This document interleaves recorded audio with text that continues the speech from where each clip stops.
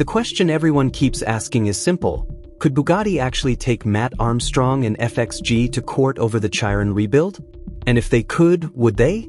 The legal reality of this situation is far more complicated than most people assume, and understanding it explains exactly why Bugatti has chosen to fight this battle publicly rather than legally. Let's start with what Bugatti would actually have to prove. If Bugatti filed a defamation or libel claim against Matt Armstrong and FXG, they wouldn't just need to show that Matt criticized them or disagreed with their policies.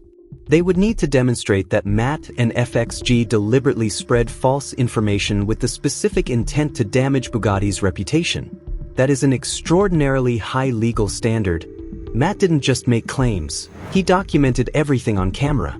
The emails showing parts refusals, the timeline of promises made and then broken, the crashed Chiron sitting in the workshop, the phone call between FXG and mate Rimac, during which specific commitments were allegedly made. All of that exists as verifiable, documented evidence that Matt and FXG could present in their defense. Criticizing a brand based on direct personal experience is not illegal, particularly when that criticism is backed by tangible proof and framed as personal opinion rather than objective fact. In most jurisdictions where this case could plausibly be heard, that kind of speech is firmly protected. But let's say Bugatti decided to push forward anyway. This is where things get genuinely dangerous for Bugatti. If Bugatti initiated legal action, they would immediately trigger a process called discovery. Discovery is the phase of litigation where both sides gain the legal right to demand internal documents, emails, communications, and records from one another. And for a company like Bugatti, that exposure could be catastrophic. Matt's legal team could subpoena internal Bugatti emails discussing this specific Chiron rebuild.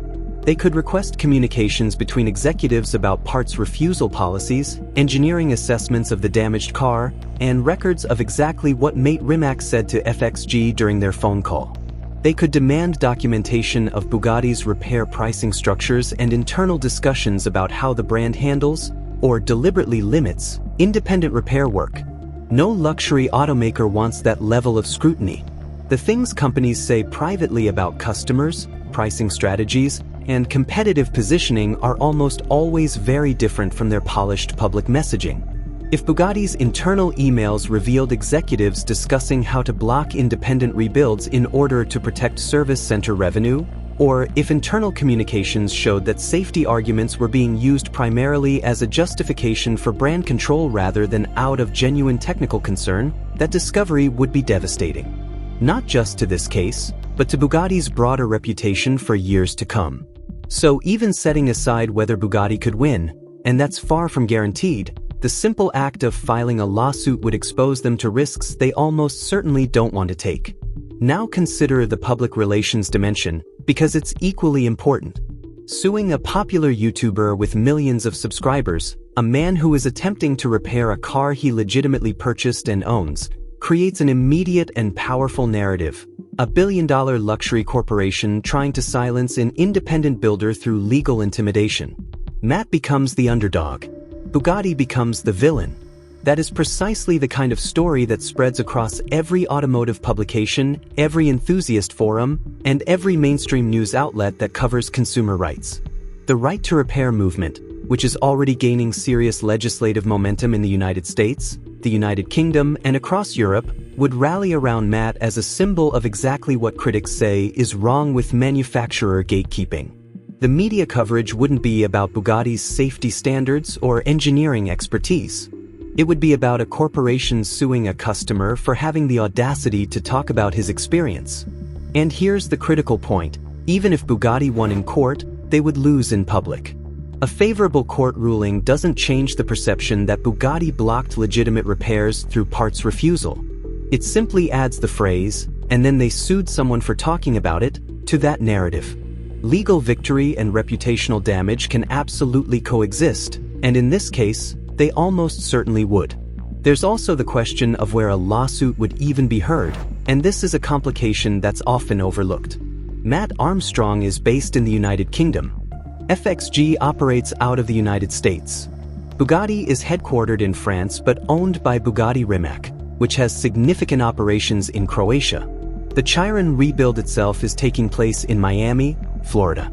Establishing jurisdiction across those 4 legal systems would be a complex, expensive undertaking before a single argument about the actual dispute was ever made. Bugatti would likely prefer French or European courts, where luxury brands have historically received stronger protections.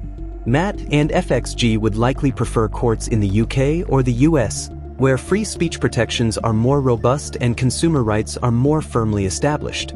International litigation of this kind easily runs into millions in legal fees just to sort out jurisdiction, and that's before you get anywhere near a trial. For Bugatti, spending that kind of money to pursue a case that simultaneously generates terrible publicity makes no rational business sense. Now look closely at the language Matt and FXG have actually used, because it matters enormously. Matt was careful throughout to frame his commentary as personal experience and opinion. He stated clearly that rebuilding the Chiron independently was FXG's decision, not something Bugatti forced or prevented him from pursuing through official channels. He never claimed he could perfectly replicate Bugatti's factory work. What he criticized was Bugatti's refusal to sell parts and the inconsistent explanations offered for that refusal, statements grounded in his own direct experience of trying to purchase those components. FXG's comments were even more precisely worded. He asked whether Bugatti could supply headlights, noting that headlights have no structural or mechanical safety implications. He requested access to a tourbillon allocation, pointing out that it reportedly shares no parts with other vehicles in the lineup. Those are questions, not accusations.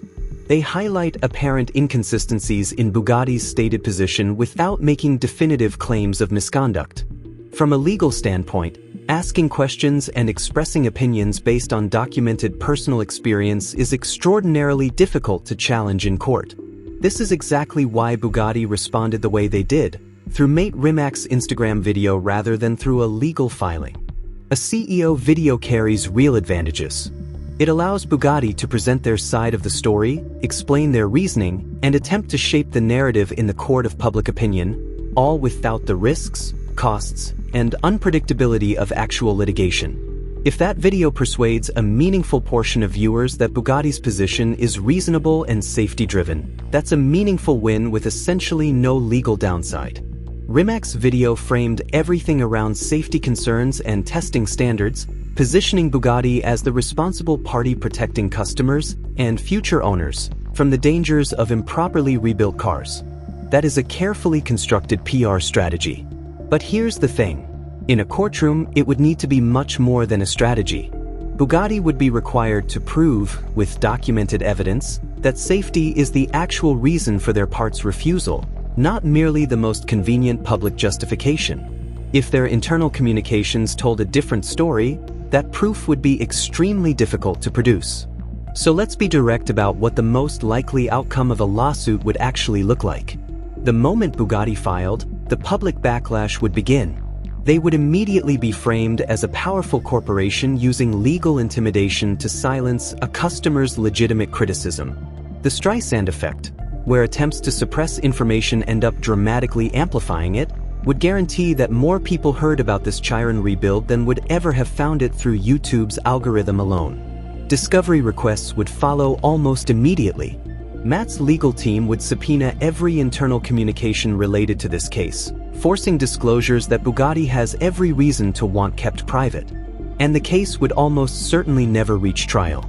The most probable outcome is a settlement with confidential terms, Bugatti dropping all claims in exchange for Matt agreeing not to pursue any counterclaims of his own. Both sides walk away without a verdict, but Bugatti has spent millions in legal fees and absorbed enormous reputational damage in the process. The conclusion, when you look at this clearly, is this: Bugatti suing Matt Armstrong and FXG would be legally difficult, financially costly, publicly damaging, and strategically self-defeating, all at the same time. The burden of proof is high and not obviously achievable. The discovery process carries serious risks of internal exposure.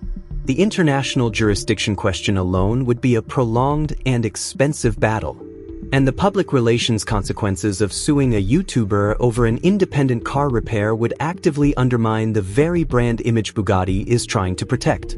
Everyone in a conflict fights where they have advantages and avoids arenas where they're vulnerable. Bugatti's advantages are their brand prestige, their technical authority, and their platform to reach media and customers directly. A courtroom strips most of those advantages away and replaces them with burdens of proof, discovery obligations, and unpredictable outcomes. That's why this fight is happening on YouTube and Instagram rather than in front of a judge. And as long as Matt Armstrong continues this Chiron rebuild, that dynamic isn't going to change.